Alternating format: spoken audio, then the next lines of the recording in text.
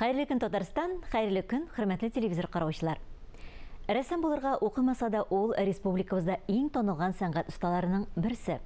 Һәр эшне бисмилладан башласа да, Коръән Кәримне яттан белүче булса да, үзен дини дип санамый. Шулай да бөтен иҗаты диярлек ислам дине белән тыгыз бәйләнгән. Бүгенге тапшыруыбыз каллиграфия, шамаилләр һәм тугралар остасы, данлыклы Бакый ага урманчы укучысы Нәҗип Нәккаш турында булыр. Гарәп язуы, гарәп милләтенең генә язуы булмыйча, бөтен шәрык, ислам галәменең язуы, ислам дөньясының нурлы һәм изге, мең еллардан да артык яшәешкә ия булган язуыдыр. Төркиләрнең каһарманлык белән үткән дәверләре шушы язу белән мәңгеләштерелгән. Игнац Коныш, венгер галиме. Мине Нәҗип Нәккашны инде безнең татар милләте хаттат буларак, каллиграф буларак белә. Бүген көндә инде минем исемем күпләргә таныш.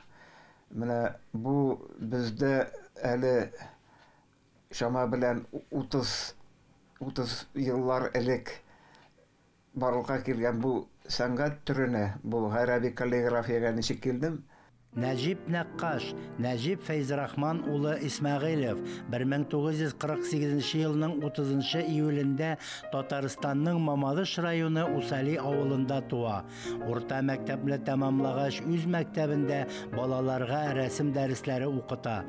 Казан дәүләт университетын тәмамлаганнан соң Галимҗан Ибраһимов исемендәге Тел, әдәбият һәм сәнгать институтында гыйльми хезмәткәр булып эшли. Аспирантура тәмамлый.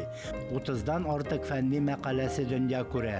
Әдәбият галиме, текстолог.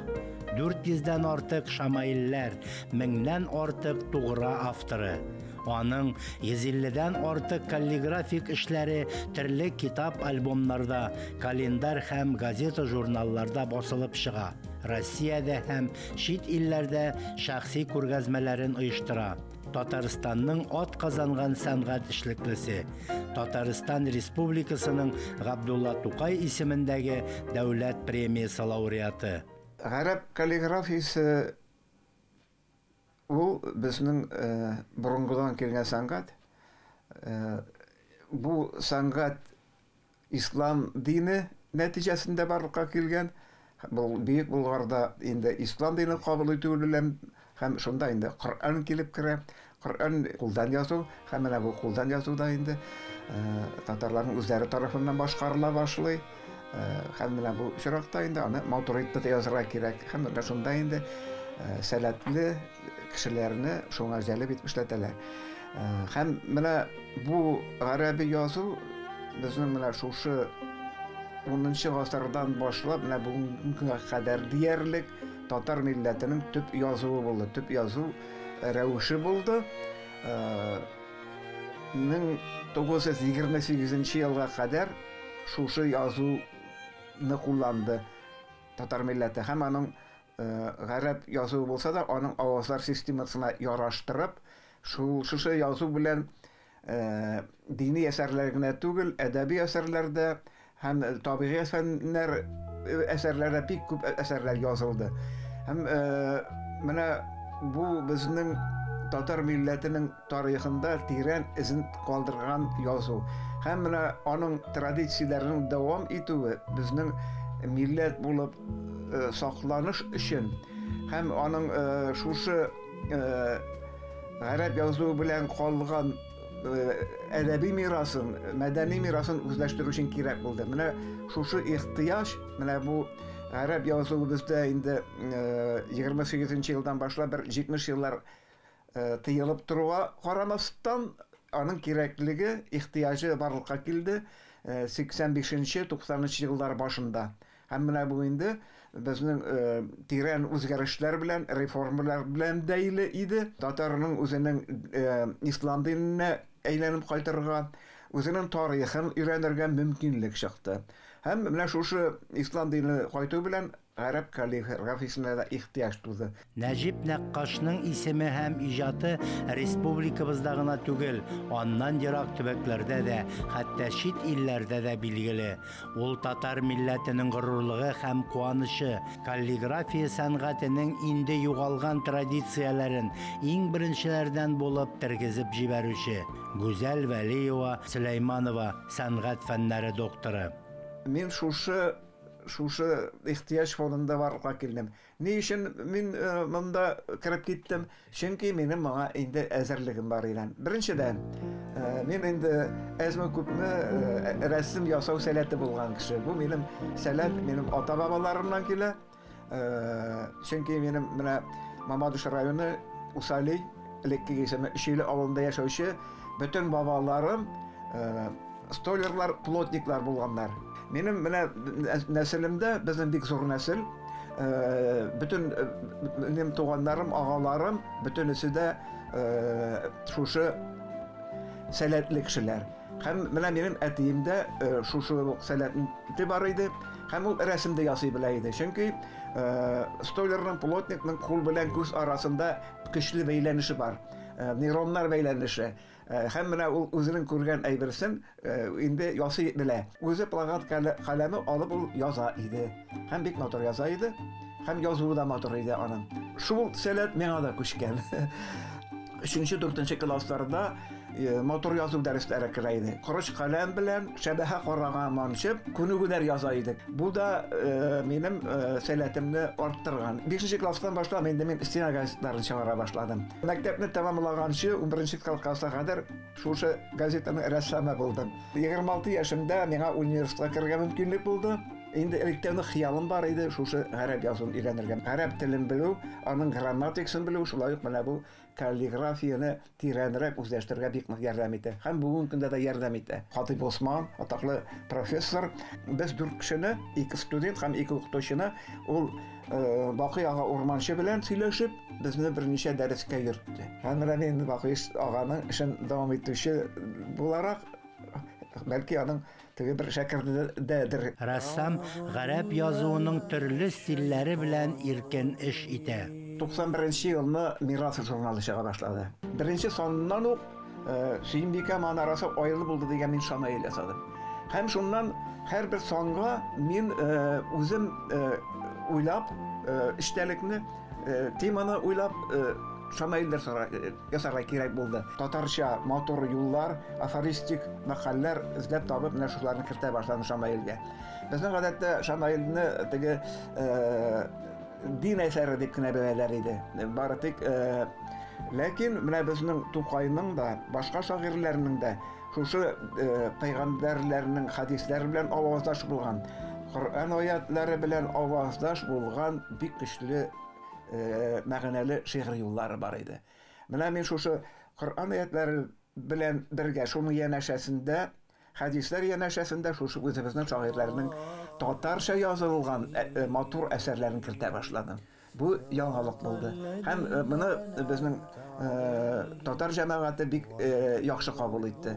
Һәм менә мин монда бу шушы журналның тышлыгында bir 20-дән артык шамаил эшләп чыгардым. Нәҗип Нәккаш кайчандыр чәчәк аткан гарәби каллиграфия сәнгатенең инде югалган традицияләрен иң беренчеләрдән булып тергезеп җибәрүче булды. Тукай ул үзе бер пәйгамбәр кебек. Аның шигырьләре кайчанда теге үзенең дәрәҗәсен, үзенең әһәмиятен югалтмый, бик көчле һәрбер тормышның һәрбер борылышына, һәрбер юнәлешенә аның туры килеп тора торган шигъри юллары бар. Фикерләү даирәсе бик киң. Һәм ул менә шушы шамаилгә соралып тора торган шагыйрь. Тукай әсәрләрен байтак эшләгәннән соң миндә тагын фикер туды.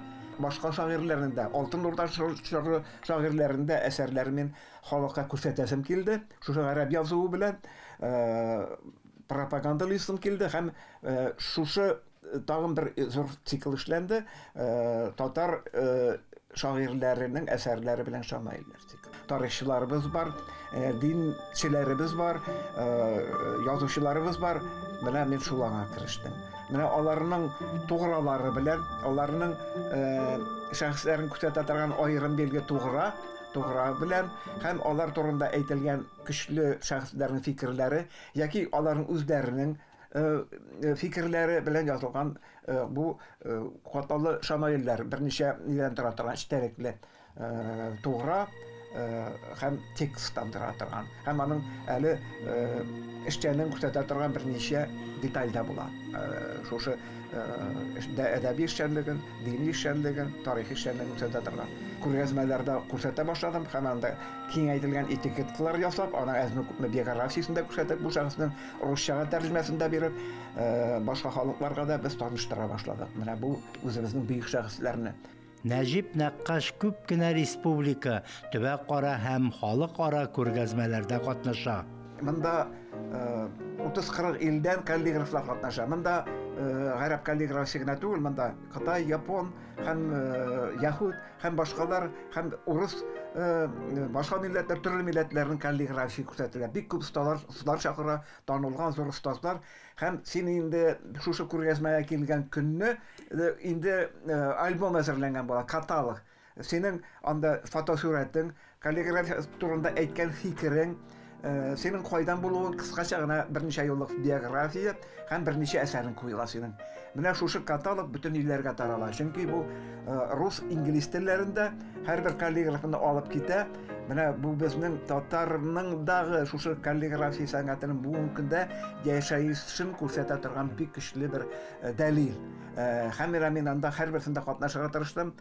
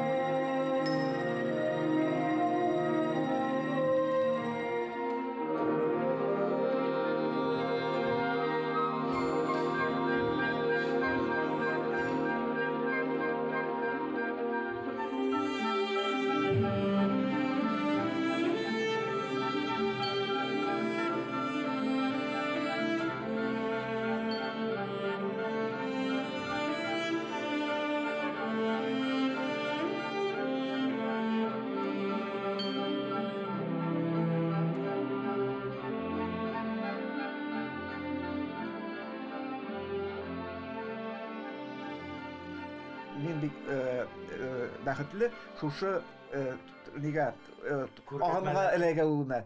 Мин инде үземне бу шәхесләр арасында бик кечкенә кеше итеп сизәм, чөнки буларда каллиграфия сәнгате, менә бу гарәпләрдә, төркләрдә, иранларда, аларда һич туктаусыз үзелеп барлыкка килгән. Аларда кичке яшьтән үк өйрәтә башлар моны. Бер аерым бер сәнгатьнең төре буларак, һәм фәндә буларак хәтта. Без бит үзебездән өйрәнгән кешеләр. Безнең мәктәп юк, безнең каллиграфия мәктәбе юк. Әлбәттә без алар янында башкачарак. Ләкин без үзебезчә, үзебезнең татарча әйберләребез бар. Шушы үзебезнең татар төсләрен кертергә тырышам. Татарча бизәкләр, орнаментлар белән бизим мин аны. Һәм язу рәвешендә минем үземчә үтә классик, үтә бөтен теге кагыйдәләргә нитеп ияреп язу түгел. Менә мин бүгенге көндә дә шушы татарлыкны дәвам итәм. Карагыз бу хәрефләрне. Хәрефләр үзе теге әйтерсең җитәкләшеп, хәрефләр кеше кебек бии шәһәр буйлап изеп йөриләр, авылларга баралар, суларга чумалар, ләкин алар үлемсез. Нәҗип Нәккаш ул бик шундый тынгысыз көн-төн эшли торган шәхес. Һәм шуңа күрә аңа менә шундый авыр хезмәт җиңел генә бирелгәндер дә бәлкем. 32 ел тел, әдәбият, сәнгать институтында эшләдем. Әдәбият белән менә шөгыльләнү, шушы әдәбиятны белү, әлбәттә менә бу каллиграфиядә. Минем ике эшем, гыйльми эшем белән бу сәнгать эше параллель рәвештә барды һәр вакытта да. Һәм менә бу сәнгать белән шөгыльләнү инде миңа гаҗәеп теге бер үзенә бер ләззәт бирә. Нәҗип Нәккаш иҗат иткән әсәрләренең эчтәлеге аның тирән гыйльми белеменә нигезләнә. Галим буларак ул яңа безнең шушы сәнгать төрләренә һәммәсенә дә Шамаилгә дә, Туграга да, Шәҗәрәгә дә, монументаль сәнгатьтә алсак да һәммәсендә ул үзенә яңа төсмер бирде. Чөнки галим буларак ул безнең мәдәниятебезне, әдәбиятыбызның бөтен матурлыгын, аның байлыгын менә шушлай үтемле итеп күрсәтә ала. Камера сәнгатендә дә ул бар, ювелир сәнгатендә дә бар, шулай ук китап бизәлешендә дә бар. Ул гына да түгел, әле ул безнең монументаль сәнгатендә, эпиграфик сәнгатендә, эпитафияларда, кабер ташларында ул шушы матур язуны безнең сәнгатьне шундый зур дәрәҗәгә күтәрде ки, аның инде үзенең мәктәбе дә бар. Аңа иярүчеләр бар. Бүгенге көндә безнең шушы матур язу сәнгатен, хөсне хатны торгызу өлкәсендәге хезмәте һичшиксез аның мактауына лаек түгел, инде һәйкәл куярлык. Сез татар сәнгатендә якты йылдыз, халкыбызга иман нуры иңдерәсез. Эшләрегез нәфис һәм уйлап башкарылган каллиграфия үрнәкләре. Сез безгә Карурманда адашмыйча үз кыйблабызга туры чыгучы кеше, иҗат әһеле, һөнәрмәнд, татарны татар иткән гыйлемле асыл затта. Мөдәррис Минхаҗев, Татарстанның халык рәссамы. Нәҗип Нәккаш дигәннән күз алдына килеп баса минем хәзрәтендә аның киң күңелле, юмар шәхес икәнен. Аның белән шуфатлы, комфортны, аның белән шуфатлы, гармоничный итеп аралашырга тарих турында сөйләшү дисеңме, халкыбызның мәртәбәле уллары турында дисеңме. Менә бу миңа бигрәк тә аның яшьтәге буларак та мөһим һәм минем өчен әхлакый дәрес булып тора. Кешенең була бит кеше теге статистикалар менә шуның кебек амының бөтен ягыда күркәм. Мин аннан күп әйбергә өйрәндем татар теленең матурлыгына. Сөйләм теленең төплелегенә, аның шамаилларын барлап җыеп бара идем. Хатта картиналарга да кертеп җибәрәм, менә ачык китап кебек стенада торган шамаил рәвешендә. Аның иҗаты хәзер менә гөрләп торган вакыты, ул хәзер яхшы формада. Рәссам буларак үзенең тырышлыгы белән һәм шундый милли җанлы әсәрләре белән. Нәҗип Нәккаш 20-нче йөз ахыры татар сәнгатендә үз мәктәбен булдырган зур рәссам, үз белгәнен белмәгәннәргә өйрәтергә ашыккан остаз, татар мәдәниятының һәр өлкәсендә дә үз фикерен белдереп, аңа дөнья күләм бәя бирә алган галим дә.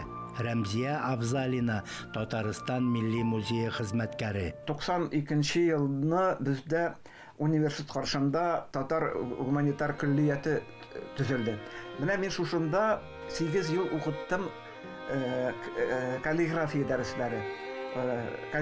Кириллицадан, латиницадан башлап гарәпкә хәтта. Плакат каләме белән, туш белән язарга өйрәнә башладылар. Менә аларның кайберләреннән шактый гына матур гына яза белүче шәхесләр чыкты. Аннары минем бу каллиграфлар әзерләү Россия Ислам университетында дәвам итте. Һәм мин анда 5-6 ел хәзерлек курсында укучы шәкертләргә гарәби каллиграфия нигезләрен бирдем. Һәм шулай язарга өйрәттем. Минем бит 3 улым бар. 3 улымның берсе кечесе шушы елдан бара.